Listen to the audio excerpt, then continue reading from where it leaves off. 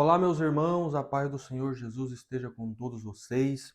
Sejam muito bem-vindos ao meu canal. Eu me chamo Gabriel Souza, sirvo ao Senhor como evangelista na Igreja Palavra de Cristo para o Brasil, aqui no nosso templo sede do estado do Mato Grosso, que fica em Várzea Grande. Deus abençoe você, sua família. Muito obrigado por estar aqui conosco. Hoje nós daremos início a uma série de estudos no livro de Atos dos Apóstolos, que são as lições da nossa escola bíblica. Ao todo serão 13 videoaulas que servirão de apoio para os professores da nossa EBP, Escola Bíblica Palavriana. Então você já está com a oportunidade aí de se inscrever no canal, de deixar o seu joinha, ativar o sininho aí, para estar recebendo semanalmente os vídeos que serão postados aqui. E o nosso propósito é a edificação da sua vida. Nós queremos produzir aqui conteúdos que sejam edificantes para a sua vida espiritual. Vamos lá? Nós caminharemos nessas 13 lições sob o tema A Igreja de Atos, um modelo fiel para o nosso tempo. Nós vamos estudar do capítulo 1 do livro de Atos até o capítulo 20. São ao todo 13 lições, e a primeira lição ela tem o tema de a Igreja no Poder do Espírito. Então, antes da gente dar início, eu quero aqui agradecer primeiramente a Deus pela oportunidade que Ele me concedeu, o privilégio de poder estar escrevendo aí uma revista de lições para a nossa escola bíblica. Quero glorificar a Deus pelo CEPAC, o Centro Educacional da Igreja Palavra de Cristo para o Brasil, na pessoa do Bispo Márcio Figueiredo, como também do nosso pastor presidente nacional, apóstolo Rubens Gomes, que tem incentivado, apoiado, e esse apoio do nosso pastor presidente é de suma importância para a evolução, o avanço, o progresso aí desse projeto de educação cristã. Quero também agradecer a Deus pela vida do meu pastor presidente aqui do estado do Mato Grosso, apóstolo Joaquim Honorato Neto, que tem cuidado da gente. Transmito a ele o meu respeito, o meu carinho, a minha admiração. Ele tem nos ensinado bem, cuidado da gente, e eu quero glorificar a Deus pela vida dele. Também não posso deixar de agradecer ao Senhor pela vida da minha esposa, a mulher que Deus colocou ao meu lado, tem se mostrado uma verdadeira auxiliadora. Ela acompanhou aí esse ano, né, que a gente passou escrevendo essas lições, as noites que a gente atravessou, né, as pesquisas exaustivas.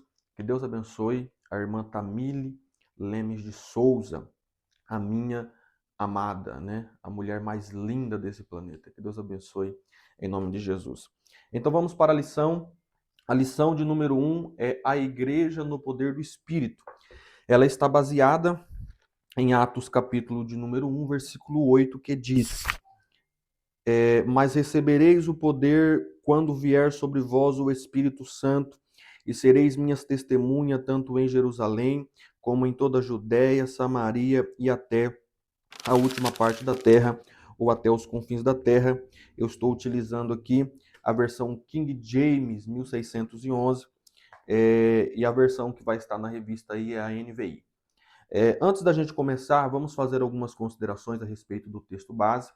Jesus ele fala de um poder, esse poder ele tem uma fonte, ele também tem uma finalidade.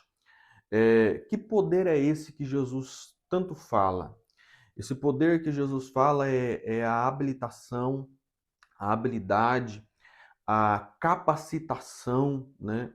A capacidade, a força, o poder que vem do Espírito Santo. Então, a fonte deste poder, desta habilidade, desta força, né? Dessa coragem, é o Espírito Santo. Mas qual é a finalidade? Testemunhar, tanto em Jerusalém, como em toda a Judéia, Samaria e até os confins da terra. Mas por que eu preciso de poder para testemunhar? Partindo do ponto de vista jurídico, uma testemunha ela fala do que viu e ela fala do que ouviu. olhando para a Bíblia Sagrada, uma testemunha de Cristo, ela não só tem que falar do que ouviu e viu, né, do que aprendeu, mas sim ela tem que ter a força, a coragem dada pelo Espírito para que, se preciso for, ela morra por causa do seu testemunho, por ser testemunha de Cristo. Amém? A lição que nós estudaremos, todas elas são divididas em tópicos. Então, todas as lições elas vão ter 3 tópicos. Todas elas terão 3 tópicos. E aí, como o CEPAC, ele não tem o formato de tópico e subtópico, então elas são divididas apenas em tópicos, e não tem subtópicos. Então, na medida que eu for lendo aqui, cada leitura que eu fizer, você pode marcar aí na sua revista que vai servir como um tópico para você que tem o costume de ensinar lendo e explicando, lendo e explicando. Então, você pode acompanhar eu lendo aqui, você faz a sua anotação, e aí cada leitura que eu fizer é um tópico para você marcar, porque você vai acompanhando aqui, você vai perceber a necessidade de você fazer essas marcações aí na hora de você, para que na hora de você for preparar a sua aula, fique mais fácil para você, tá bom? Então vamos lá. A lição, a Igreja no Poder do Espírito. O primeiro tópico fala sobre contexto, autoria e tema. Então nós vamos dividir esse tópico em 3 partes, que vai falar uma parte sobre o contexto, uma parte sobre a teoria e uma parte sobre o tema. A primeira parte, anote aí, a lição diz assim: o livro de Atos dos Apóstolos é considerado a continuação do evangelho que Lucas apresenta. Esse livro narra acerca dos primeiros 30 anos da igreja cristã, com momentos emocionantes que retratam julgamentos, tumultos, milagres, martírios, fugas, prisões, viagens, naufrágios e livramentos. Ele nos apresenta a continuação do que Jesus fez, agora por meio de uma igreja cheia do poder de Deus. Podemos notar o desenvolvimento da igreja, as primeiras perseguições que resultaram em morte, as tomadas de decisões, como lidar com o pecado, como pregar o evangelho no poder de Deus. É possível ver a igreja em um dos seus melhores momentos, cheia de vigor e dirigida pelo Espírito Santo. Então perceba, essa primeira lição, ela é apenas de caráter introdutório. Então a gente vai abordar, vai falar sobre contexto, sobre autoria, sobre tema. Nós vamos entrar um pouco no tema de Atos dos Apóstolos. Então é só apenas uma introdução ao livro de Atos dos Apóstolos. Quando nós falamos de Atos, nós precisamos olhar para Atos e enxergar também que a igreja de Atos, ela viveu em um contexto que diz respeito à sua época, ao momento em que ela viveu. Então, esse contexto nós podemos dividi-lo em contexto social e em contexto eclesiológico. O contexto social, ele abrange tanto a política e a geografia do período da igreja. Quando você pega o livro de Atos, por exemplo, você vai ver o autor de Atos dos Apóstolos citando algumas autoridades políticas daquele período. Você vai ver ele falando dos Herodes, você vai ver ele falando dos Césares, né? Como, por exemplo, em Atos 11, quando o Ágapo ele profetiza a fome que virá sobre o mundo, o escritor de Atos dos Apóstolos, ele diz que isso era no tempo de Cláudio César, né? Você vai ver Paulo em Atos 25 apelando para César, e a tradição ela aponta que este César que Paulo apela é o próprio Nero. Então, quando você observa para essas autoridades políticas que são citadas no livro de Atos, você começa a entender, a igreja viveu neste período, é, no período das leis desses homens, do rigor da liderança desses homens, e assim sucessivamente. E aí você também tem a geografia da época. Inúmeras cidades são citadas, localizações, países são citados no livro de Atos. E aí você percebe com isso que o livro de Atos não é um conto de fadas. Nós não estamos falando de cidades que foram inventadas pelo escritor. Nós estamos falando de fato de cidades que existiram. E algumas dessas cidades existem até hoje, e outras deixaram de existir, já não são mais habitadas. Hoje, se você for lá, você vai encontrar escombros ou sítio arqueológico, porque essas cidades deixaram de existir, como por exemplo Éfeso. Nós temos uma carta escrita à igreja de Éfeso. O que tem lá hoje é escombros. A cidade de Mileto, que lá em Atos capítulo 20, Paulo dá as últimas instruções aos bispos, pregando no capítulo 20 de Atos, ele está na cidade de Mileto, que também já não existe mais. Mas nós temos também cidades que existem até hoje, como, por exemplo, Damasco, que foi o palco aí da conversão do apóstolo Paulo, e outras cidades que também são citadas. Então, olhando para essa geografia, você entende, a igreja viveu na época que Éfeso ainda era habitada, era uma cidade com uma população, havia uma igreja lá, havia uma cultura naquele povo, um costume, um hábito, e a igreja viveu nesse meio. A igreja viveu em um tempo lá no princípio da cidade de Damasco, por exemplo, há muitos anos atrás. A cidade de Damasco, ela existe hoje, a cidade de Corinto existe hoje, mas a igreja viveu há muitos anos atrás, há muito tempo atrás, nesta cidade, né? Existe aí várias jornadas, né? E viagens que são feitas, caravanas que vão e passam por essas cidades, tanto as que não existem mais, como as que ainda existem, e vive ali, e vê os escombros e revive ali, idealizando a igreja e tal. É uma experiência, creio que maravilhosa.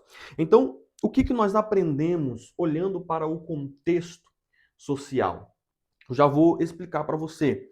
Então, você percebe que existe o contexto social, nós também temos o contexto eclesiológico. O contexto eclesiológico, ele fala do contexto da igreja interno, contexto social, fala do contexto externo, né? Político, a geografia. O contexto eclesiológico é um contexto mais interno, que diz respeito à vida em comunidade da igreja. Atos 2, por exemplo, versículo 42, fala que a igreja ela perseverava na doutrina, ela dos apóstolos, né? Ela perseverava no partir do pão, na oração, tudo era comum. Então isso diz respeito à vida em comunidade da igreja. Só que perceba uma coisa interessante. Existe uma característica muito peculiar dessa vida da igreja, que é a característica familiar. Tudo isso que eu falei para você acontecia em um contexto familiar, né? Os cultos eram feitos em volta da mesa de uma família, porque a estratégia missionária dos apóstolos era plantar igrejas em casas. A família era a célula tronco da atividade missionária da igreja primitiva. Então, as igrejas eram em casas. Hoje nós idealizamos igreja, quando nós falamos de igreja, nós já idealizamos um templo, né? Que tem um púlpito, parede preta ou parede branca, né? Uma igreja que tem galerias e assim sucessivamente. Mas a igreja do primeiro século, ela viveu cerca ou quase 200 anos sem templo. sem um templo. Então os cultos eram feitos em contexto familiar. A pregação era feita em volta da mesa da irmã Maria, né? Da irmã Sebastiana, do irmão Toninho, né? Ali na casa do irmão Antônio. Então a mesa da casa era o púlpito para se pregar, tanto que o termo usado para pregação é homilia, homileu, que dá a ideia de uma pregação feita em tom familiar, em tom de conversa, porque é assim que eram as pregações, né, da igreja, porque ela tinha uma característica familiar. Agora, observe uma coisa interessante. O que nós aprendemos olhando para o contexto da igreja primitiva? Primeiro, quando eu olho para o contexto social, político e geográfico, eu, eu observo que o contexto social, político e geográfico, ele valida a historicidade, a história da igreja e a literatura lucana.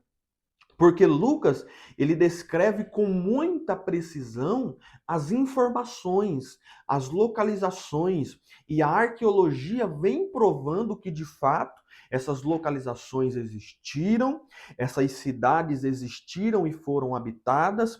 A história prova que esses políticos, esses líderes políticos, existiram de fato. Então, isto valida a história da igreja e a literatura lucana, porque ele foi muito preciso nas suas informações, um historiador muito detalhista. Segundo, o contexto eclesiológico, ele prova e ele mostra que a igreja primitiva, a igreja de Atos, ela está dando continuidade no livro de Atos, ela está dando continuidade no livro de Atos a obra que Jesus começou no evangelho que Lucas escreve, no terceiro evangelho. Então a igreja, ela dá continuidade em Atos à obra que Jesus começou no livro de Lucas. Amém?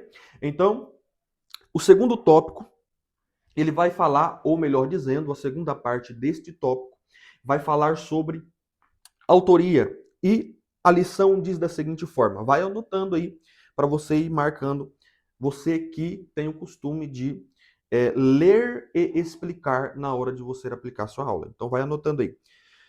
Segunda parte, Lucas, conhecido como médico amado, cooperador do ministério de Paulo, escritor do terceiro evangelho, é também o autor deste livro.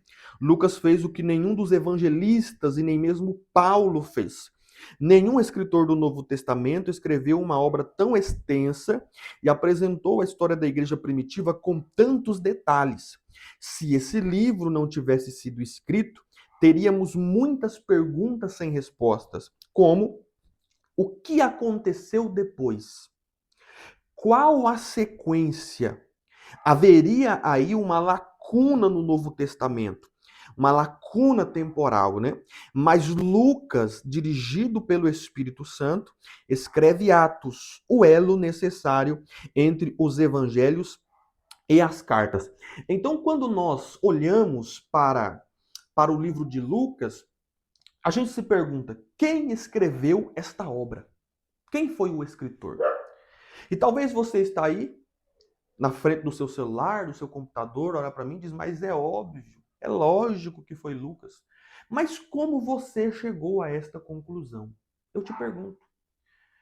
Qual foi o método que você usou para identificar Lucas como autor? Porque você olha para as cartas de Paulo e você vê já Paulo no primeiro capítulo se identificando. Eu, Paulo, apóstolo de Cristo, prisioneiro do Senhor. Você não, foi Paulo que escreveu. Você olha para o final do evangelho que João escreve, você percebe ali que, de fato, foi João que escreveu este evangelho. Mas quando você olha para o evangelho que Lucas escreve para o livro de Atos, como nós chegamos à conclusão, como nós identificamos Lucas como autor destes dois tratados, destas duas literaturas, destes dois escritos? Existem algumas lentes que é possível a gente olhar por elas e elas vão apontar para Lucas, né? Existem alguns caminhos que a gente pode seguir que vão dar em Lucas como autor destes livros. Como, por exemplo, você olha aqui, como eu deixei anotado, já para mim não ficar escrevendo, as semelhanças. Quando você segue este caminho, ele vai apontar para Lucas. O que eu quero dizer com as semelhanças? Quando você pega os prólogos dos dois livros, tanto o capítulo 1 de Lucas como o capítulo 1 de Atos, você percebe que há algo em comum, há um mesmo destinatário. Isto indica há um mesmo destinatário e uma mesma linguagem ao se dirigir a este destinatário. Então você percebe que se trata de um mesmo autor, de uma mesma pessoa, escrevendo para uma outra mesma pessoa. Né? E existem outras semelhanças interessantes, se você quiser pesquisar, existem outras semelhanças, como, por exemplo, a linguagem que é usada na literatura lucana. Elas são semelhantes. A linguagem que é usada. Você vê o último capítulo de Lucas e o primeiro capítulo de Atos também são semelhantes, eles se encaixam. Um complementa o outro, né? O final de Lucas e o início de Atos. Então, as semelhanças dos dois livros, de Lucas, Atos, aponta para uma mesma autoria. A segunda característica é o pronome nós. Quando você pega Atos dos Apóstolos, capítulo 16, você percebe essa característica muito forte. Ela também aparece lá em Atos capítulo 20, mas eu quero trabalhar com vocês aqui Atos capítulo 16.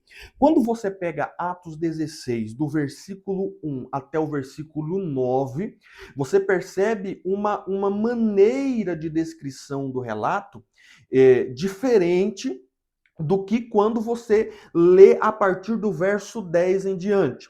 Do verso 1 até o verso 9, o escritor está transmitindo o relato do capítulo 16 como se ele estivesse de fora do evento, como se ele não tivesse participando do relato. E aí você vai perceber expressões como "e ele chegou", né? Versículo 3, e Paulo quis que este fosse com ele, né? Versículo 4, e quando eles iam passando pelas cidades, percebe? A fala dele indica que ele não participa do evento. E eles iam passando com ele pela cidade. E eles iam passando pelas cidades. Versículo 6, ora, e eles passando pela Frígia, foram proibidos pelo Espírito Santo de pregar. Eles foram proibidos, né? Versículo 8, e eles passando por Mísia, né?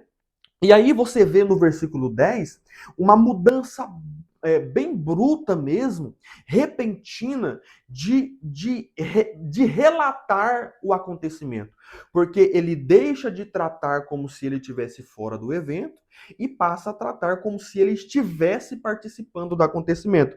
Olha até o versículo 9, ele trata de um jeito. Olha o que diz no versículo 10. E logo depois desta visão, imediatamente, procuramos partir para Macedônia. Procuramos, ele se insere. Ele diz assim, concluindo que o Senhor nos chamava, versículo de número 11, fomos diretamente para Samotrácia, versículo 12, permanecemos por vários dias, versículo 13, saímos da cidade, assentando-nos, falamos às mulheres que ali se reuniam, versículo de número 14, nos ouvia e o Senhor, elas nos ouvia e o Senhor lhe abriu o coração, versículo 15, ela nos rogou dizendo, e ela nos constrangeu, versículo 16, indo nós à oração, versículo 17, esta seguindo a Paulo e a nós. Você percebeu claramente? a presença dessa característica? O que é que isso indica? Isto indica que quem escreveu o livro de Atos era um acompanhante ou foi participante das atividades missionárias do apóstolo Paulo. Ele era um companheiro de Paulo. E aí, quando você olha para a Bíblia, você vê muito Paulo estimando Lucas. Ele chama Lucas de médico amado, né? Ele chega a descrever Lucas como cooperador do seu ministério. Então, isso aponta mais uma vez para Lucas como escritor do livro de Atos. E aí, se nada disso te convence, nós temos a tradição que indica que Atos e o terceiro evangelho foram escritos pelo escritor Lucas, pelo médico Lucas. Você tem na tradição Irineu de Lyon, por exemplo, no tratado contra as heresias, ele atribui o evangelho, o terceiro evangelho a Lucas, né, a autoria a Lucas. Eusébio de Cesareia, História Eclesiástica, ele também atribui por várias e várias vezes o terceiro evangelho e a Atos dos Apóstolos, a sua autoria também a Lucas. E o que é que nós aprendemos com isso? Quando nós vemos Lucas escrevendo isso, nós percebemos que Lucas ele foi muito fiel e detalhista ao relato. Lucas não foi hipócrita ao escrever. Quando ele relata como não só como um historiador, mas como um teólogo, mas eu quero abordar a característica aqui como historiador, ele é detalhista, ele é sincero, ele não é hipócrita. Por quê? Porque ele relata tanto a parte boa da comunidade, como a parte ruim, né? Como assim parte boa e parte ruim? Parte boa, glória, poder de Deus, milagre, descida do Espírito Santo, batismo com o Espírito Santo, pregação poderosa dos apóstolos, cristocêntrica, né? Visões gloriosas, mas também a parte ruim. Ananias e Safira, além de mentir contra o Espírito Santo, morreram aos pés dos apóstolos, né? Você tem a intriga, né? Ali a, a intriga que houve entre Paulo e Barnabé. Paulo e Barnabé, né? Houve ali um atrito entre os dois. E outras que Lucas faz questão de não esconder, porque ele é fiel aos relatos. Agora perceba, por quê? O que que nós aprendemos com isso? Olhando para a sinceridade do autor que nos traz relatos verdadeiros, sinceros, sem esconder nada, nós percebemos que Deus escolhe pessoas imperfeitas, suscetíveis à falha, e usa ela para realizar feitos extraordinários. Isto para nós é esperançoso, porque Deus escolhe pessoas imperfeitas para usar. Não há ninguém que seja na terra perfeito. Nós estamos buscando seguir o padrão perfeito de Cristo, que é o padrão de varão perfeito. Nós estamos buscando seguir, mas nós temos falha, nós somos pecadores. Mas mesmo assim, Deus quer e vai usar você. Amém? Então faça essa aplicação, né? Trabalhe ela dentro da classe, essas aplicações que eu estou fazendo, trabalhe ela, né? Peça a Deus direcionamento também, ao Espírito Santo, para também te fazer enxergar outras possíveis aplicações dentro de cada parte dessa, de cada tópico desse. Tá certo? Então, a parte 3 ainda desse tópico fala sobre o tema, e a lição diz assim: o tema central de Atos é a expansão do evangelho por meio de uma igreja capacitada pelo Espírito Santo. Lucas mostra como a igreja de Cristo se expandiu, transpondo fronteiras de Jerusalém até os confins da terra. Assim é possível notar a natureza inclusiva do evangelho, que chegou a diferentes povos, quebrando barreiras culturais e alcançando judeus, gentios, homens e mulheres. Então o tema de Atos,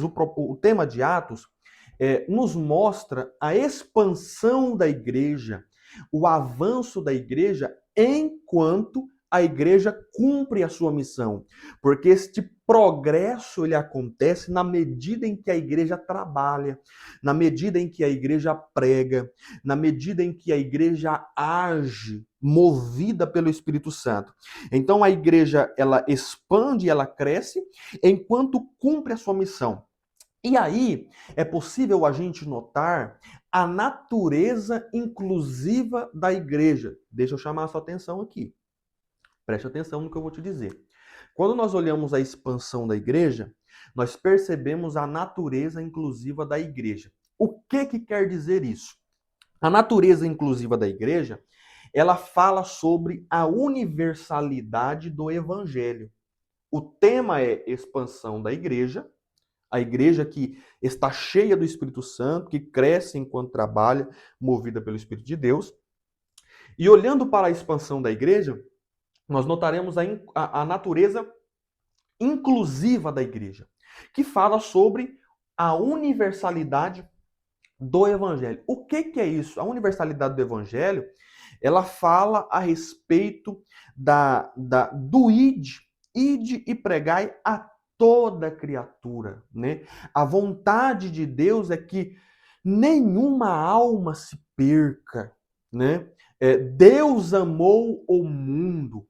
Então, a proposta do evangelho, do amor de Deus, da graça de Deus, ela deve ser apresentado a todos, de maneira universal. O evangelho deve ser pregado a todos, apresentado a todos. Deus ama todos. Deus quer salvar a todos, mas não confunda universalidade com universalismo, porque o universalismo é uma doutrina herética de Orígenes que prega que ao final de tudo todos serão salvos. Não é assim que vai acontecer, porque o evangelho deve ser pregado a todos. Deus quer salvar a todos, mas nem todos serão salvos, porque nem todos aceitarão esse amor, nem todos se renderão a Cristo e a sua vontade. Tá certo? Então a natureza inclusiva da igreja, ela fala sobre universalidade e não sobre a ideia de ser inclusivo que nós temos em pleno século XXI. Né? Porque falar de natureza inclusiva da igreja tem que tomar muito cuidado, a gente tem que deixar muito claro. Porque senão o povo vai estar pensando que a gente está pregando sobre igreja inclusiva aqui. Não é. Não é. A verdadeira igreja inclusiva, ela não é permissiva. A gente não pode confundir essas duas coisas. A verdadeira igreja de Cristo, ela tem uma natureza inclusiva. As pessoas que vêm para Cristo, elas são incluídas no reino de Deus, de fato. Mas esta inclusão, ela é acompanhada de transformação, de libertação, de restauração, submissão à vontade de Deus, de negar a si mesmo. Se eu sou incluído no reino de Deus, sem isso, sem esse processo de transformação, de libertação, de regeneração, isto é a natureza permissiva dessa igreja. Né? A igreja ela não é inclusiva. Essa igreja não é inclusiva. Ela é uma igreja permissiva. A igreja inclusiva, de fato, ela prega esta inclusão acompanhado de transformação. Isso é que é carregar cruz. Eu fui chamado para carregar cruz, para negar eu mesmo, as minhas vontades. Eu não posso achar que eu vou entrar no céu cumprindo os meus desejos, as minhas vontades, vivendo uma vida à la volonté, sem priorizar a santidade. É isso que é o caráter inclusivo da igreja, né?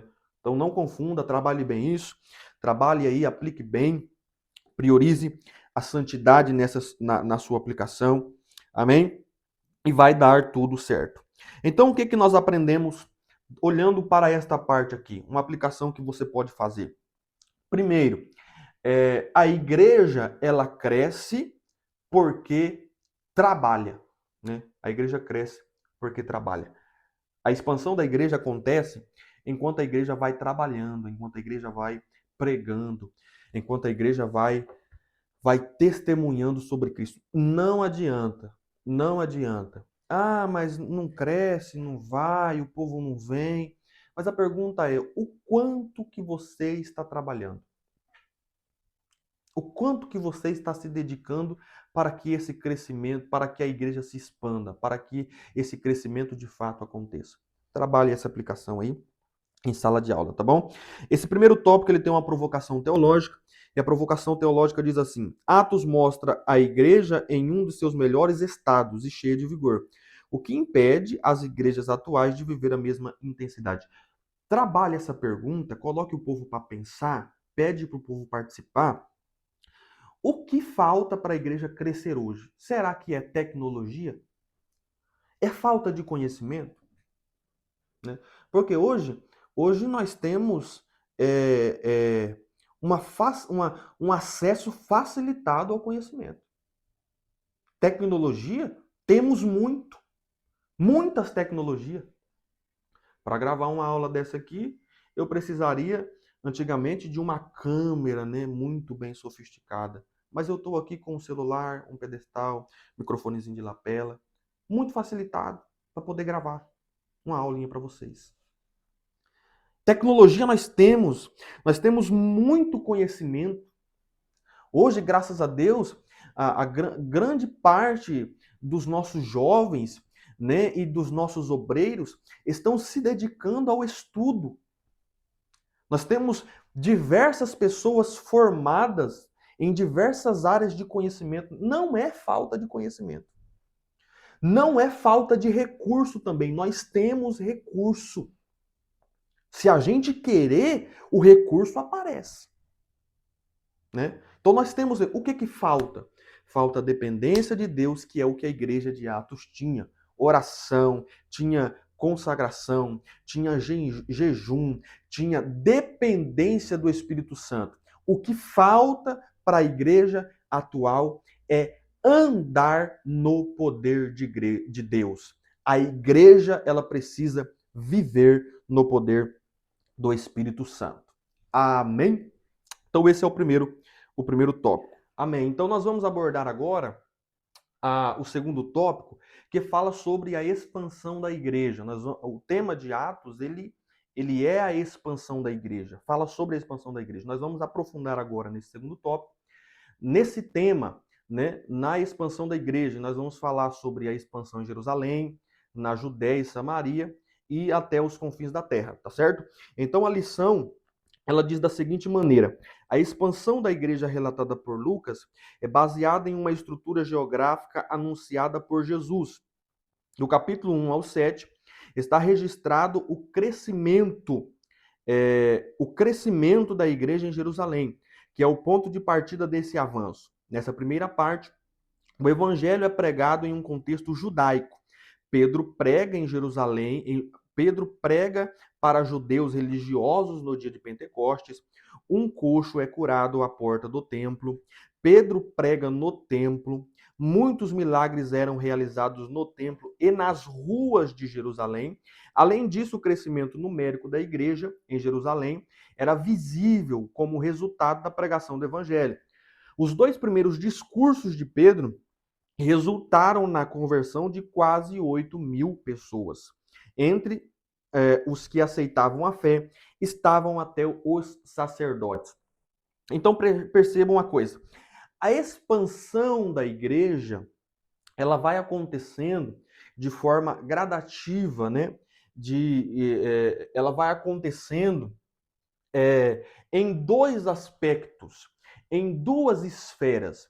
A primeira esfera do crescimento da igreja é numérica, é quantitativa. A igreja cresce em quantidade. E aí nós temos aí uma frase que é usada, é muito famosa, né? Deus não quer quantidade, Deus quer qualidade. Mas às vezes isso é usado como muleta para tentar explicar o porquê que a igreja não cresce em quantidade, em números. Sabe por que a igreja de Atos crescia em quantidade? Porque ela andava no poder de Deus. Era uma igreja que vivia na dependência do Espírito Santo. E vivendo na dependência do Espírito Santo, ela crescia em quantidade. Não tinha show, né? Não tinha balada gospel. Não tinha esse monte de invencionice que existe hoje para tentar atrair as pessoas. O que eles tinham de fato era dependência do Espírito Santo, como a provocação teológica que nós acabamos de fazer menção, né? Eles não tinham recurso, eles não tinham tantos recursos, eles não tinham tanto conhecimento. Eles trabalharam com o que tinham em mãos. E aí, o Espírito Santo foi dando crescimento em quantidade. A segunda esfera que eles crescem é geográfica. Eles crescem expandindo em territórios. A igreja que estava em Jerusalém, ela vai tomar conta da Judéia, ela vai estar em Samaria, ela vai estar na Galileia, e aí ela vai para Éfeso, para Corinto, e assim vai. A igreja ela vai crescendo em território, além dela crescer em números, ela cresce também em território. Agora veja algo interessante. Eu deixei esse mapinha, essa ilustração aqui, para você compreender melhor. Se você quiser preparar aí um slide, se for preciso, se você quiser levar um quadro lá para a igreja para trabalhar em classe, fica à vontade. Mas se não, só para o seu conhecimento. Isso daqui, ele é um mapa de Israel no período de Jesus. Então aqui nós temos o Mar da Galileia. Essa listrinha aqui é o Rio Jordão, né, onde João batizava, Jesus foi batizado. Aqui é o Mar Morto. Nessa região aqui está Jerusalém, que é a região da Judéia. Nós temos Samaria e nós temos Galileia. É as três regiões que se dividia Israel naquele período, né? Quem não estava na Judéia, ou estava na Samaria, ou estava na Galileia. Eram as três regiões de Israel.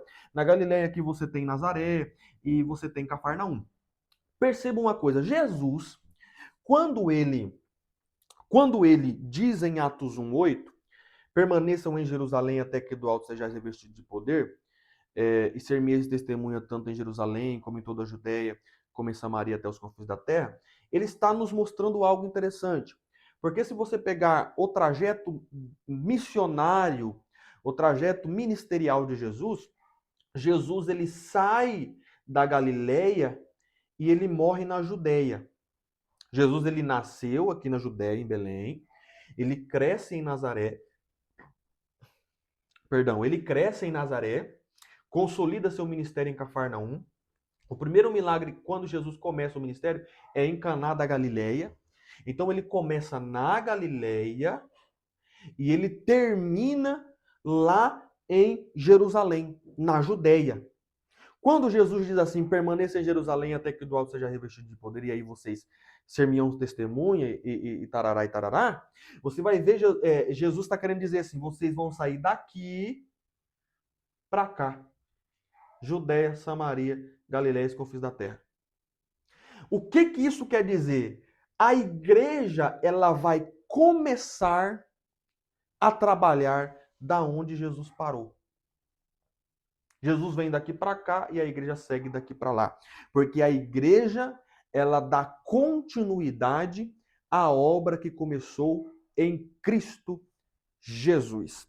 Amém? Então, nós notamos a expansão o crescimento da igreja na Judéia, ou melhor dizendo, em Jerusalém.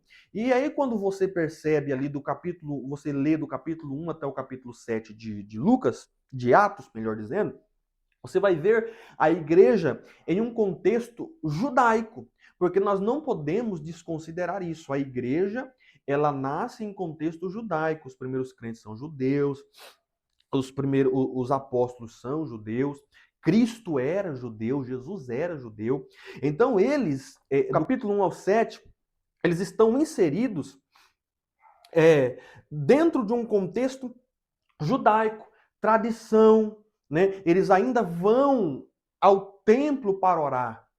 Eles ainda têm a tradição de orar em três vezes ao dia, terceira hora, sexta hora, nona hora, né? Sexta hora, nona hora, e assim sucessivamente, os três estágios do dia, às 9 da manhã, ao meio-dia e às 3 da tarde.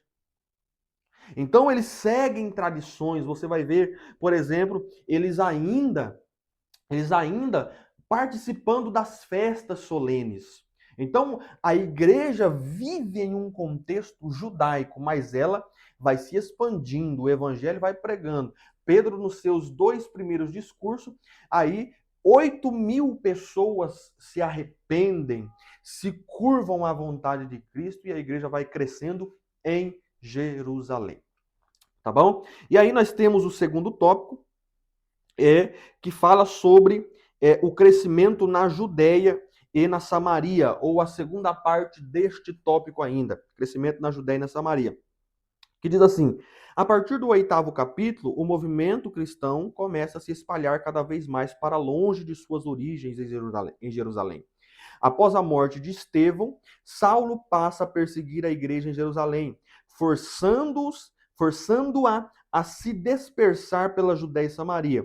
Porém, isso não representou prejuízo para o reino de Deus. Pelo contrário, cooperou para a expansão do evangelho, pois os dispersos iam semeando a palavra pela Judéia até chegar a Samaria. Entre eles estava Felipe, que era diácono, mas é conhecido como evangelista pelo trabalho de evangelização que realizou de Samaria até Cesareia. Então a igreja permanece em Jerusalém até ser revestida de poder. Esse até indica um limite de tempo. Vocês ficarão aí até ser revestida de poder. É um limite, né? E aí você vê depois da descida do Espírito Santo, até o capítulo 7, que eles estão em Jerusalém, com a morte de Estevão, a perseguição se intensifica e eles são obrigados a se espalhar. Então, a partir daí, do capítulo 8, você vai ver a igreja saindo, estando mais distante de Jerusalém. E aí você percebe uma coisa: quanto mais distante de Jerusalém, menos rigor das tradições, né? Mais eles vão lidar com gentios, tanto Samaria como Galileia e os confins da terra. Então você percebe Deus forçando eles a saírem daqui de Jerusalém, porque Deus não quer a igreja presa a Jerusalém. Deus não quer a igreja presa a Jerusalém. Existe um momento, existe um tempo para você permanecer aqui em Jerusalém. É até ser revestido de poder. Você percebe que isso é interessante porque há uma necessidade da igreja permanecer em Jerusalém. Jesus podia muito bem olhar para eles e dizer assim, ó, depois que eu subir, vocês podem sair pregando. Pregue por onde vocês for. Mas não foi assim. Jesus disse, tem que ficar aqui porque há uma necessidade de revestimento e de capacitação. Aí você vê alguns crentes dizendo, mas eu não tenho agenda, eu não tenho oportunidade. Essa é a oportunidade de você buscar capacitação. Os discípulos ficaram em Jerusalém, mas não ficaram ociosos, sem fazer nada. Eles estavam orando quando o Espírito Santo desceu em Atos 2. Eles estavam esperando, aguardando. Então, enquanto a oportunidade não surge, se prepare, se capacite, busque revestimento, vai atrás de uma capacitação teológica, busque revestimento em Deus e assim sucessivamente. Para que quando você for chamado, você esteja preparado e alinhado com o seu chamado. Tá bom? Então a necessidade de ficar em Jerusalém é ser capacitado. E aí a perseguição intensifica e eles são obrigados a se expandir. E com a expansão, eles vão se distanciando de Jerusalém. Se distanciando de Jerusalém, eles vão lidar mais com o povo gentil. E aí, quando nós vemos a expansão na Judéia e Samaria, quando nós falamos principalmente da expansão em Samaria, nós estamos falando de uma dificuldade que eles terão que lidar, que é com os samaritanos. Você sabe muito bem que havia a política da boa vizinhança ali, né? não existia. Havia um atrito entre os judeus e os samaritanos por um fator histórico. Quando você pega a 2 Reis, capítulo 17, você vê a Bíblia dizendo que os samaritanos, ou Samaria, foi levado cativo pela Síria, e o rei da Síria mandou para Samaria 5 povos diferentes. 5 povos diferentes. Com culturas diferentes, com religiões diferentes, hábitos diferentes, costumes diferentes. Então, este povo que foi colocado para lá gerou uma mistura. A primeira mistura foi de raça. Houve uma miscigenação em Samaria. Isso é um problema, porque o judeu em si, ele preza muito, principalmente o judeu desta época, preza pela pureza étnica. Tanto que você percebe Paulo, quando ele vai passar o seu currículo em Atos, em Filipenses, capítulo de número 2, ou capítulo de número 3, se não me engano, ele diz assim: eu sou hebreu de hebreus. Paulo está enfatizando, não é porque eu nasci fora de Israel, não é porque eu sou de Tarso, que eu estudei em um contexto helênico, que eu não tenho pureza étnica. Eu só nasci fora, mas eu sou filho de pai e mãe hebreus, diferente de Timóteo, que a mãe era judia e o pai era grego. Então eles prezavam muito pela pureza étnica. Aí você vê claramente a Bíblia mostrando essa desavença, mulher samaritana. Mas tá conversando comigo por quê? Por que tu me pede água? Porque eu sou samaritana, você percebe esse atrito. Então, o rei assírio, ele provoca uma miscigenação a mandar para lá 5 povos. A primeira mistura é uma mistura de raça. A segunda é uma mistura de religião. Um sincretismo religioso nasce em Samaria. Por quê? Deus mandou uma praga lá. Leões começou a devorar o povo, aí o povo entendeu.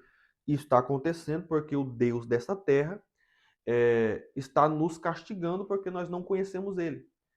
Então pede aí para o rei da Síria mandar para nós um sacerdote que nos ensine a lei desta terra, a lei desse Deus, e aí nós vamos agradá-lo. E o que acontece? O sacerdote vai lá, ensina a lei de Deus para eles, só que eles passam a adorar a Deus e continuam adorando aos seus deuses. Né? O Deus de Israel passou a ser mais um no catálogo de adoração deles. Então eles adoram a Deus na segunda, mas no restante da semana, ou adoram a Deus no final de semana, e no restante da semana eles adoram a Baal, eles adoram a Astarote, né? Eles seguem o catálogo deles de adoração. Cada dia um Deus para adorar, né? Então percebe, um sincretismo cresce, nasce, ganha grande proporção lá, ao ponto que que quando você olha Atos 8, você percebe que ainda há essa mistura de crenças lá. Você vê Simão, o mágico que iludia os samaritanos.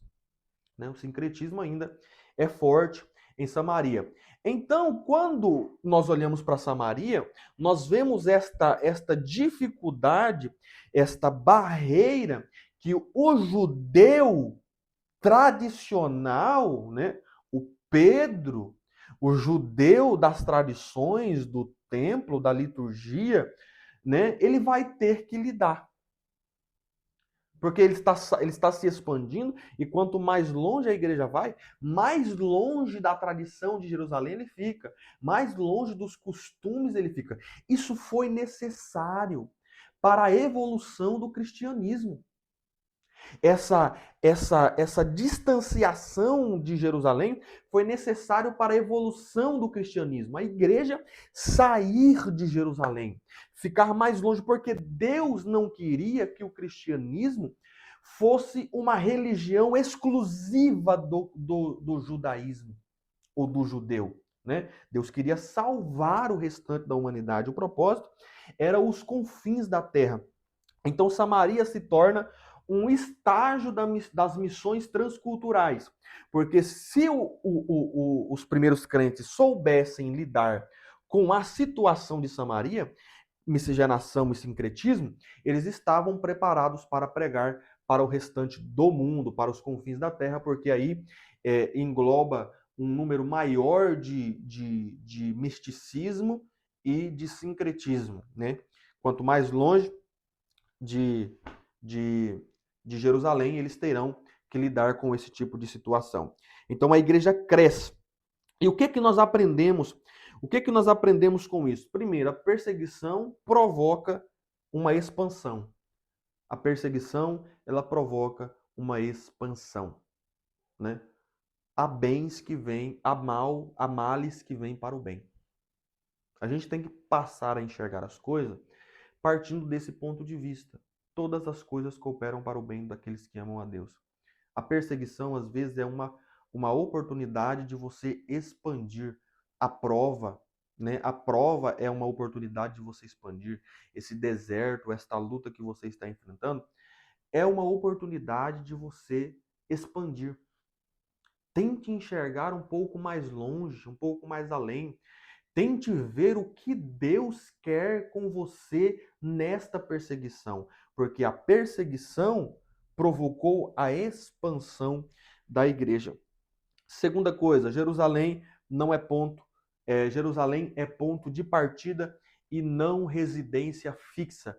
Deus não quer ver a igreja presa a Jerusalém. E aí a Jerusalém, a sua Jerusalém, ela pode ser a sua igreja, porque você está muito preso e focado às quatro paredes do seu templo, ela pode ser a sua cidade, Deus quer que você expanda, e assim sucessivamente.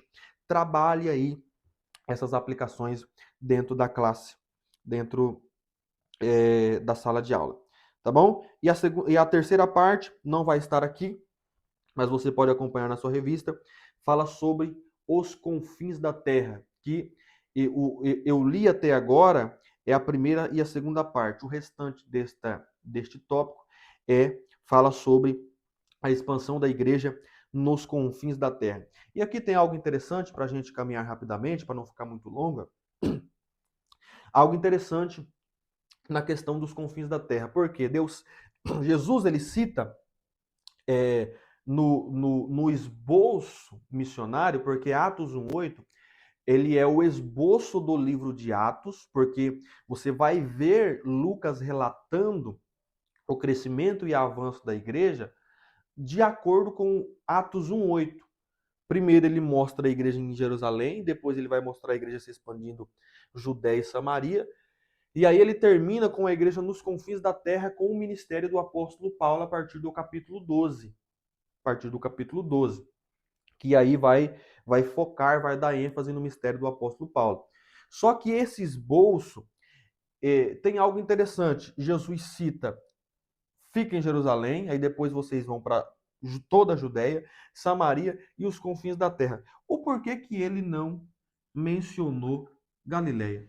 Por que não, por que omitir a Galileia neste esboço da missão da igreja?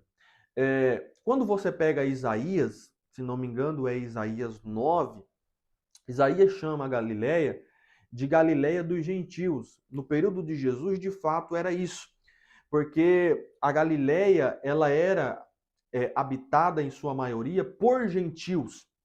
Lá não havia tanto rigor da tradição, não havia tanto respeito pela lei e pela tradição. É como eu falei para você, quanto mais longe de Jerusalém, mais distante da tradição ficava e menos rigor da lei e da tradição havia, menos cobrança havia. Então a Galileia era uma região em sua maioria gentílica. Por isso que a Galileia ela é muito desprezada. Quando Jesus foi apresentado a Felipe, Felipe disse: pode vir alguma coisa boa de Nazaré? E Nazaré está na Galileia. Jesus era chamado de Nazarene, de Galileu, não por um elogio, era uma espécie de zombaria, né? Os líderes religiosos não consideravam a Galileia, tanto que eles diziam, procura ir para ver nas escrituras se algum profeta surgiu da Galileia, porque a Galileia, ela era desprezada, né? Ela era desprezada por causa desta característica, ela era habitada por muitos gentios. Então a Galileia, no esboço missionário, ela já é uma representação dos confins da terra. Ela já é uma representação dos confins da terra. Então não há uma necessidade de você citar a Galileia. Existe um outro ponto de vista que diz que Jesus não citou a Galileia porque a Galileia já foi o centro da atividade missionária de Jesus. Foi lá que Jesus cresceu, foi lá que Jesus realizou o primeiro milagre, foi lá que Jesus consolidou seu ministério em volta do Mar da Galileia, em Cafarnaum, mas não é pouco provável que seja isso, porque é, porque Jesus não citou de fato, porque não havia necessidade citar a Galileia, já que a Galileia representa aí os confins da terra. E nós terminamos esse segundo tópico com uma provocação teológica que diz: a perseguição dispersou a igreja de Jerusalém, mas se tornou uma oportunidade para a expansão do evangelho. Como temos reagido quando as crises surgem? Leve a sua classe a refletir nisso. Como eles têm reagido às crises, à perseguição, à dificuldade financeira, as dificuldades espirituais e assim por diante. As crises têm nos afastado de Deus ou nos aproximado de Deus, né? Então trabalhe essa provocação teológica, deixe eles refletirem e, e vai ser uma benção. O terceiro e último tópico, ele fala sobre o propósito de Atos dos Apóstolos. Qual é o propósito de Lucas ao escrever Atos dos Apóstolos? O nome já diz Atos. Atos dos Apóstolos, porque o livro de Atos é um livro de atos. É um livro de ações, né? E aí nós vamos abordar agora 3 ações que revelam o propósito de escrever Atos dos Apóstolos, né? A primeira ação é a ação do Espírito Santo na igreja. Lucas escreve Atos dos Apóstolos com o propósito de mostrar a ação do Espírito Santo na igreja. A lição diz assim: um dos propósitos de Atos é mostrar a ação do Espírito Santo na vida da igreja e por meio dela. Uma característica notável desse livro é justamente o papel que o Espírito Santo exerce. A partir do segundo capítulo, ele capacita a igreja para o serviço do reino, concedendo dons para o exercício do ministério. Ele também exerce o papel de guia na missão evangelizadora da igreja. Vemos o Espírito Santo separando e enviando obreiros para a obra missionária. Os primeiros ministros eram cheios do Espírito Santo e pregavam o evangelho com grande ousadia por onde passavam. Além disso, o Espírito Santo também foi derramado sobre os gentios, evidenciando a queda do muro de preconceitos que separava judeus e gentil. Então perceba, a ação do Espírito Santo ela é muito clara, né, e explícita no livro de Atos, porque o livro de Atos não é sobre os apóstolos, é sobre a ação do Espírito Santo na vida dos apóstolos. Não é sobre os atos da igreja, é sobre a ação do Espírito Santo na vida da igreja. Porque se fosse sobre os apóstolos, não teria graça. O livro de Atos seria mais um livro aí que preencheria as prateleiras das bibliotecas, né? Seria mais um livro sem graça, sem vida. O que dá vida a Atos dos Apóstolos é a ação do Espírito Santo. Tudo o que os apóstolos faziam eram por meio do Espírito Santo. Faça uma comparação. Quando você pega Lucas, o terceiro evangelho, e você pega o livro de Atos, você percebe a complementação. Porque Lucas, no evangelho, no terceiro evangelho, ele mostra a capacitação do Espírito Santo na vida de Jesus. Jesus, ele age por intermédio do Espírito. Ele deixa claro isso em Lucas 4,18. O Espírito do Senhor me ungiu para pregar todos esses verbos: pregar, evangelizar, libertar, devolver vista ao cego. Tudo isso ele faz por causa da unção. Eu fui ungido para isso. O Espírito me faz pregar, o Espírito me faz curar. Ele mesmo dizia: a mensagem que eu prego não é minha. Ele dizia isso. Quando você pega os textos bíblicos, você percebe Jesus dizendo assim: eu expulso demônios pelo dedo de Deus. Atos 10, Pedro diz assim: nós sabemos que esse Jesus, que nós sabemos que Deus ungiu a Jesus de Nazaré, que andou por toda parte, fazendo bem e curando a todos. Deus ungiu a Jesus de Nazaré que andou fazendo bem. Então a ação de Jesus, ela é reflexo do auxílio do Espírito Santo, do auxílio do Espírito Santo. E aí, Lucas, ao escrever Atos, ele tem o propósito de mostrar esta mesma ação do Espírito Santo agora na vida da igreja. Porque a igreja agora prega porque é cheia do Espírito, cura porque é cheia do Espírito, sinais e maravilhas são realizados porque é cheia do Espírito. A igreja se expande porque o Espírito Santo trabalha na vida da igreja. E aí seria interessante também você fazer um contraste entre a pneumatologia lucana e paulina, porque há um contraste entre a maneira com que Paulo apresenta o Espírito Santo com a maneira com que Lucas apresenta o Espírito Santo. Para Paulo, o Espírito Santo, Paulo apresenta o Espírito Santo como um agente regenerador de caráter, de moral. Então, a transformação ela é interna. Já Lucas, ele tem o propósito de apresentar o Espírito Santo que capacita para o serviço, que reveste para o trabalho no reino. Tá bom? Então, a primeira ação, o primeiro propósito de Lucas é mostrar a ação do Espírito Santo na igreja. E aí, o que nós aprendemos com isso? Que não é sobre Pedro, não é sobre Paulo, não é sobre os apóstolos, não é sobre os primeiros crentes, é sobre o Espírito Santo de Deus. É sobre o Espírito Santo. A história de Atos é a história do Espírito Santo em ação na vida da igreja. O segundo propósito é mostrar a ação ou os atos da igreja no mundo. E a lição diz assim: Lucas também mostra quais foram os passos da igreja primitiva no mundo, como era seu comportamento diante dos primeiros conversos e da sociedade em geral. Na igreja de Atos, ortodoxia e espiritualidade andavam juntas. Olha que maravilha. Havia manifestações espirituais, como dons, curas, livramentos miraculosos de prisões. Entretanto, os cristãos permaneciam firmes na doutrina dos apóstolos e pregavam uma mensagem cristocêntrica. A igreja era marcada pela generosidade, pela assistência aos mais necessitados, pois havia compartilhamento de bens para que os irmãos não passassem necessidade. Por fim, Lucas não omite os conflitos internos que houve na igreja de Atos. O conflito entre Pedro e os de Jerusalém a respeito dos gentios e da circuncisão, o conflito, por fim, Lucas não omite os conflitos internos que houve na igreja de Atos. O conflito entre Pedro e os de Jerusalém a respeito dos gentios e da circuncisão, assunto que se tornou o tema principal do primeiro concílio da igreja.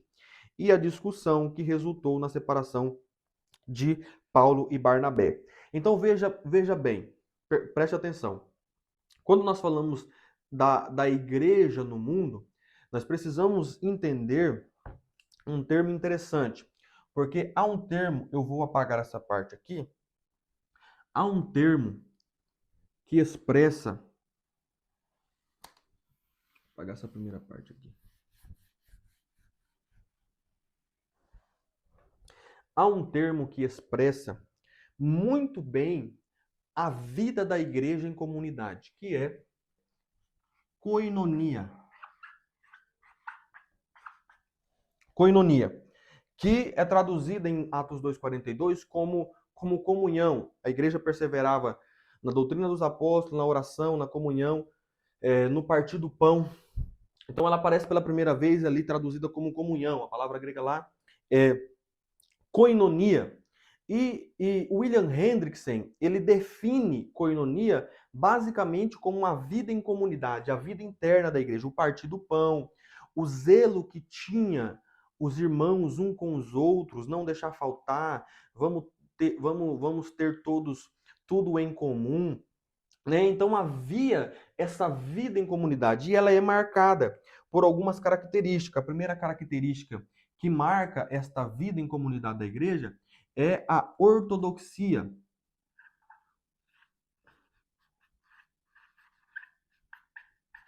A ortodoxia, que é a doutrina dos apóstolos. Eles perseveravam na doutrina dos apóstolos. Falar que a igreja de Atos não tinha doutrina é um erro, porque a Bíblia fala que eles perseveravam na doutrina dos apóstolos. Mas nós temos outra característica que é a perseverança na oração. Então era uma igreja fervorosa, o fervor, né? O fervor é uma característica desta vida em comunidade. Eles perseveravam na oração. Na oração. E aqui um detalhe interessante. Haverá uma koinonia deficiente? Haverá uma vida em comunidade deficiente? A igreja, ela será uma igreja deficiente se uma dessas características for mais valorizada em detrimento da outra. Se você valoriza mais a ortodoxia ao invés da oração, aí nós também teremos um problema. Porque nessa igreja aqui, só prega quem é teólogo, quem é doutor. Só fala no microfone quem tem oratória boa, né? Só vai dar oportunidade para quem é formado. As pregações são meras palestras, sem vida, sem graça, porque valoriza-se mais a ortodoxia do que o fervor espiritual, a oração. Tá certo? Então, quando eu valorizo mais o fervor e em detrimento da ortodoxia, eu também tenho uma comunidade deficiente. Porque nessa igreja aqui, teologia do diabo. O estudo bíblico aqui chamado de demônio do estudo bíblico. Né? Vamos expulsar o espírito diabólico do estudo bíblico. O estudo bíblico aqui é desprezado, né? Nessa igreja aqui não se dá tanto valor. As experiências pessoais nessa igreja aqui é colocado acima da palavra de Deus. Aí é um problema sério. Aí é descer de ladeira abaixo. Porque as minhas experiências pessoais jamais pode estar acima da palavra de Deus. Quem prega aqui nessa igreja, é quem coloca quem passa 30, 40, 50 minutos falando mais da sua vida do que a palavra de Deus. Por isso a necessidade de andar junto, a graça e o conhecimento, a ortodoxia e a oração, a doutrina e a oração e o fervor espiritual. E a última característica é conflitos. Uma igreja que vive em comunidade, ela tem conflitos. Tira da sua cabeça essa idealização de uma igreja cheia de pessoas perfeitas. Parece até um conto de fada. Parece até uma história em quadrinho, né? Um continho de fada. Uma ficção. A igreja de Cristo, ela terá conflitos internos. Conflitos internos. Você vê Paulo se separando de Barnabé por causa de um conflito. Você vê o primeiro concílio da igreja sendo estabelecido para resolver um conflito doutrinário. Porque Paulo se voltou para os gentios e agora Paulo está ganhando gentios para Jesus. Ele está plantando igreja no meio gentil, estabelecendo pastores e bispos gentios. Pedro vai na casa de Cornélio, prega para os gentios e os gentios são batizados com o Espírito Santo. E agora, o que a gente vai fazer com os gentios? Eles vão ter que cumprir a tradição judaica, vamos circuncidar ou não vamos circuncidar, eles vão ter que cumprir a lei também, vai guardar ou não vai guardar o sábado? E assim vai surgindo esses questionamentos. Aí o concílio surge. Para quê? Para resolver esse conflito. E aí você percebe algo interessante.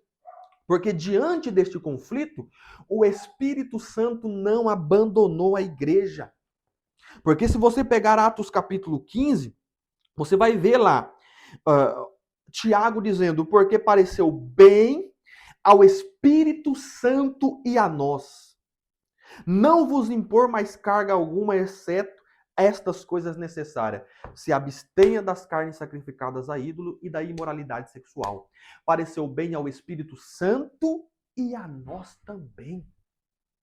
Porque o Espírito Santo, diante dos conflitos internos que surgem, ele não abandona a igreja. Porque a igreja que é cheia do Espírito Santo, ela vai agir da melhor forma, direcionada pelo Espírito Santo de Deus, para resolver os conflitos da melhor forma possível, para o bem da coinonia, da comunhão dos irmãos, da vida em comunidade.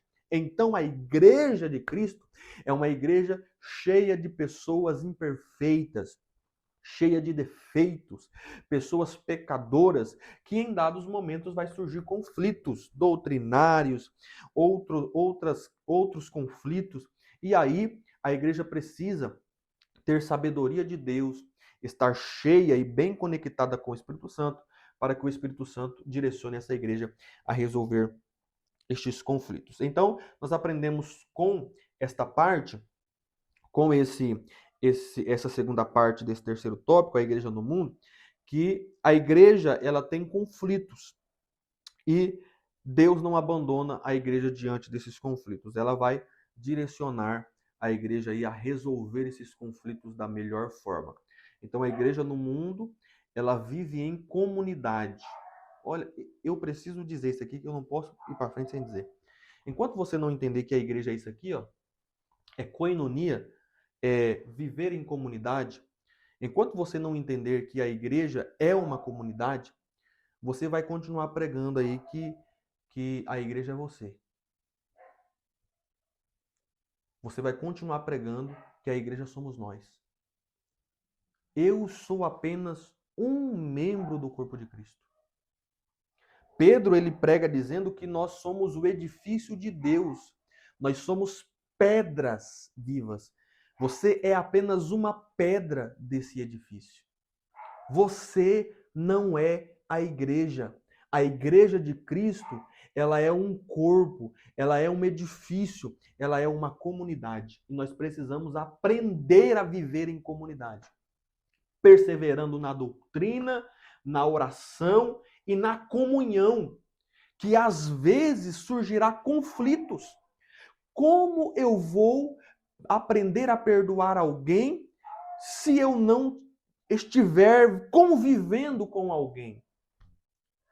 As experiências da vida, elas vão surgindo de acordo com o meu relacionamento social em comunidade. Então, aprenda uma coisa. A igreja, Lucas, ele relata a igreja primitiva como uma comunidade ajustada. Os irmãos se ajudavam, eles perseveravam, eles se reuniam para cultuar ao Senhor. Amém? Então, nós vemos aí esta segunda parte, e a terceira e última parte, que é, para a gente encerrar, vai falar sobre o mundo contra a igreja. A ação do mundo contra a igreja. Nós vimos a ação do Espírito Santo na igreja, nós vimos a ação da igreja no mundo, e agora nós estamos vendo a ação do mundo contra a igreja, que o livro de Atos também tem um propósito de mostrar. Que diz assim: a igreja de Atos caminhou sobre fortes ataques e perseguições por onde passou. Lucas também tem o propósito de mostrar as dificuldades que a igreja enfrentou. Percebemos que Satanás investiu pesadamente para tentar impedir o avanço da igreja na terra. Isso pode ser observado sobre duas perspectivas. A primeira forma de ataque foi a violência física. A segunda forma de ataque, visando desmoralizar a igreja, foi a corrupção moral, como no caso de Ananias e Safira, cujo coração foi tomado pela mentira. No entanto, após a disciplina do Espírito Santo, a igreja crescia ainda mais. Então, o diabo ele vai atacar, ou melhor dizendo, o mundo se volta contra a igreja, influenciado pelo diabo. E o diabo ele ataca a igreja também de duas maneiras. Primeira, física, e depois moral. Quando nós falamos da violência física, nós estamos falando do lixamento, do apedrejamento, como aconteceu com Estevão, como Tiago, que foi morto, né, também de uma forma trágica, como um mártir. E tanto na história da igreja você percebe as diversas maneiras, né, que eles criavam para poder fazer os cristãos sofrerem fisicamente. E esse ataque físico ele é influenciado pelo diabo. Mas perceba, como ou por que acontecia esse ataque, essa perseguição contra a igreja? Por quê? Porque você lembra lá no início que eu falei dos dois contextos da igreja, o social e o eclesiológico? A igreja, é, enquanto estava no seu contexto interno, ali em volta da mesa da irmã Maria, da irmã Sebastiana, do irmão Antônio, a igreja estava bem, né? Pregava uma mensagem poderosa, mas a partir do momento que a igreja sai para fora, ela vai para a parte social, pregar em praça pública, em locais públicos, a perseguição acontece, começa a acontecer, se intensifica. Por quê? Porque a mesma mensagem que é pregada, a mensagem que é pregada pelo apóstolo Pedro na mesa da irmã Maria, ela é recebida de uma forma. Lá na praça pública é outra. Porque você pregar na mesa da irmã Sebastiana contra o pecado de adultério, contra a homossexualidade ou contra outros pecados que a Bíblia considera pecado, é uma coisa, o povo vai dar glória a Deus, vai pular, vai sapatear, vai falar em línguas, né? Vai fazer aviãozinho. Mas se você pegar essa mensagem e pregar em praça pública, aí você vai ver o pau quebrar. É pontapé, é pancada, é pedrada voando, é pedaço de pau. E das piores maneiras possível. Porque a mensagem que eu prego na igreja e o povo da glória, se ela é pregada em sociedade, se ela é pregada fora da igreja, ela causa um confronto com a sociedade. Porque há uma inversão de valores lá fora. Depois que os cultos se tornaram, começaram a ser transmitidos online, há um rigor maior e um cuidado maior em o que se vai pregar hoje nos púlpitos. Há esse cuidado em determinadas igrejas, porque nós estamos vendo muitos líderes religiosos e pregadores pelo Brasil afora sendo processados e perseguidos politicamente por aquilo que é falado em cima dos púlpitos da igreja, no contexto interno da igreja. Mas por quê? Porque a mensagem que é pregada lá passou a ser transmitida aos demais, à sociedade como um todo. E aí há um choque de verdade contra mentira, de palavra de Deus que liberta do pecado contra o pecado. Entendeu? Então, essa saída do contexto interno para o contexto social, o contexto externo, gera este atrito, e este atrito gera ataques violentos, físicos, né, contra os primeiros crentes. A segunda forma que ele ataca é o ataque moral, a investida moral. Ele tenta destruir agora a igreja por dentro, que foi o caso de Ananias e Safira. O diabo, ele enche o coração de Ananias e Safira. Meu irmão, isso aqui é de arrancar o cabelo da cabeça. Porque nós estamos falando de uma igreja que tem crentes cheios do Espírito Santo e crentes que são cheios do diabo. Cheio de demônios. Na mesma congregação, na mesma igreja. Se você está percebendo como é que você não vai lidar com uma igreja cheia de pessoinhas perfeitinha, né? Perfeitinha, que só falta ter 6 asas e voar dizendo santo. Na mesma igreja em que Pedro é pastor, o apóstolo Pedro é pastor, aquele Pedro que levantou o coxo lá, cheio do Espírito Santo, ele levantou o coxo na porta do templo. A igreja que ele era pastor tinha crente cheio do Espírito Santo e crente cheio de demônio. Ananias e Safira deixou o coração ser cheio pelo diabo. E aí ele foi mentir. para o Espírito Santo. E o que aconteceu? O Pedro corrigiu, e corrigindo, o Espírito Santo matou os dois, tanto Ananias e Safira, aos pés dos apóstolos. Todos viram. O diabo talvez achou que com isso os crentes iam mudar de igreja, né? Quem pensou que os crentes iam sair, desviar, né? Mudar de igreja, se enganou, porque isso causou um temor maior. A comunidade se encheu ainda mais do temor de Deus. E a igreja cresceu ainda mais, prosperou ainda mais depois deste ato. Porque Pedro, ele preservou a santidade, ao invés de preservar a oferta, e a oferta que Ananias e Safira estavam trazendo. Né? Então, essa aplicação, né? Isso nós aprendemos olhando para essa terceira parte, essa terceira e última parte, que é a ação do mundo contra a igreja. Nós aprendemos que não é só a perseguição que destrói a igreja. Não é só a perseguição política que destrói a igreja. Não é só a perseguição física que destrói a igreja. O que destrói a igreja também, tem destruído muitas igrejas mesmo, os pecados que são encobertos dentro da igreja. A falta de santidade.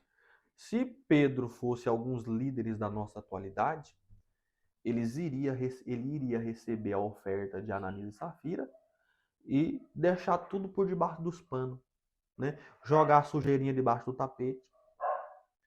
Mas Pedro não. Pedro valorizou o Espírito Santo.